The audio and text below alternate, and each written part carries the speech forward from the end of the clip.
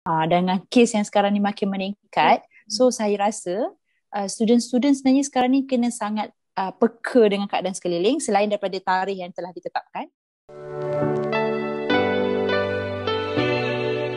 Okay, hi Melia. So, student IPP dihantar pulang ke kampung untuk Hari Raya Aidilfitri. Kita orang tahu yang Melia dulu student UiTM kan, and ada ada involve juga dengan proses nak balik. Jadi boleh tak Melia kongsi sikit pengalaman macam mana proses dia and everything? Right, so sure, actually Mel bukan sekadar involved dalam penghantaran pulang pelajar tahun lepas, but me also adalah salah seorang student yang stranded. I faham lah macam mana keadaan kerang kabutnya that time, which is that one is our first time kan untuk menghadapi pelajar-pelajar stranded, emosi, and then penyediaan pembekalan makanan dalam. Saya rasa pengurusan untuk student yang stranded kali ini, bukanlah stranded tapi kita panggil student-student yang akan dihantar pulang pada tahun ini, insyaAllah akan lebih teratur.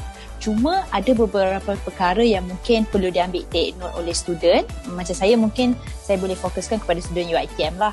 Okay? Sebab saya pun UiTM, so I never know macam mana SOP UM ke apa, but I'm pretty sure that setiap student SOP dia sama sahaja. Student akan boleh pulang daripada 7 Mei sehingga 12 Mei, which is ada satu waktu tertentu sahaja. So student supposedly untuk take note benda tu daripada awal.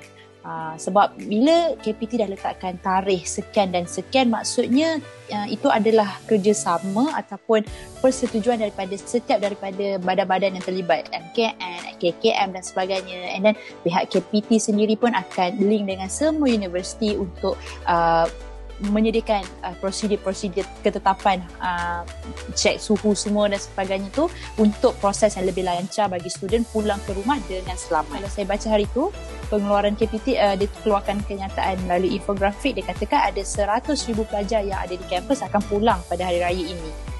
Dengan kes yang sekarang ni makin meningkat, so saya rasa student-student sebenarnya sekarang ni kena sangat peka dengan keadaan sekeliling selain daripada tarikh yang telah ditetapkan.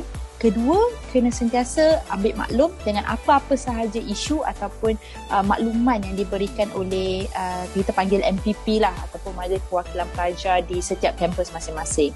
Sebab kalaulah kita rasa 7 hingga 12 tu kita nak pulang sesuka hati dan sebagainya, tak boleh lah, sebab jadual tu telah ditetapkan. So kita kena patuh dan follow jadual yang telah ditetapkan. Dan jadual-jadual inilah sebenarnya diketuai oleh KPT dan juga MPP ataupun pengurusan-pengurusan setiap universiti untuk memberi kelancaran kepada semua pelajar pulang dengan selamat. Tiga, yang paling penting sekali dekat pelajar dekat kampus, diorang kena isi borang kesihatan. At least masa keadaan diorang pulang tu dalam keadaan yang demam ke, sihat ke, suhu berapa dan sebagainya. Borang tu memang kena isi awal. Ketiga adalah persiapan mereka. Maksudnya bila mereka dah tahu dia nak balik pada sekian-sekian hari, so dah boleh maklumkan kepada ibu bapa untuk ambil pada tarikh sekian-sekian. Kita SOP jaga pakai mask, hygiene, sanitizer dan sebagainya. Tapi still kita kena jaga sangat-sangat benda ni.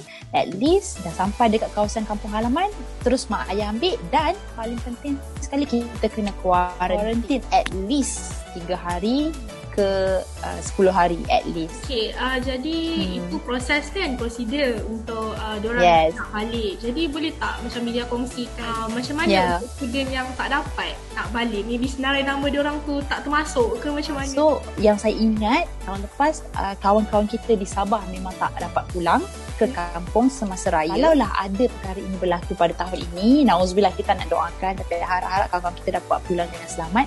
Tapi sekiranya ada, jangan gelabah, jangan panik, stay je di kampus. Raya ni boleh bila-bila ataupun boleh setiap tahun.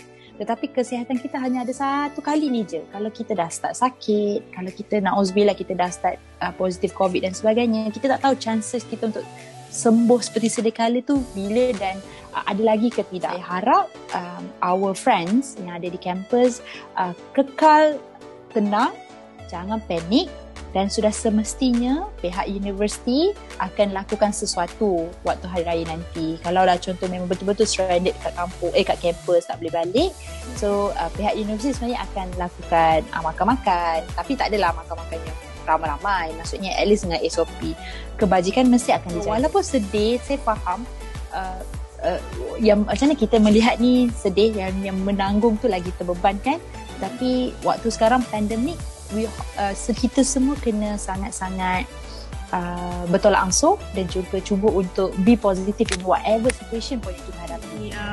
Pesanan maybe dekat pelajar dekat luar sana, kalau dapat balik macam mana, tak dapat balik macam mana, maybe pesanan untuk diorang. Untuk kawan-kawan yang tidak pulang raya ataupun memang langsung tak boleh nak pulang raya because of kengkangan dan sebagainya, cuba untuk raikan raya ini dengan orang-orang yang terdekat dengan kita. Okay, thank you so much Milia. Alright. Alright, thank you so much. Selamat puasa juga dan selamat raya. Alright. Okay. Bye-bye.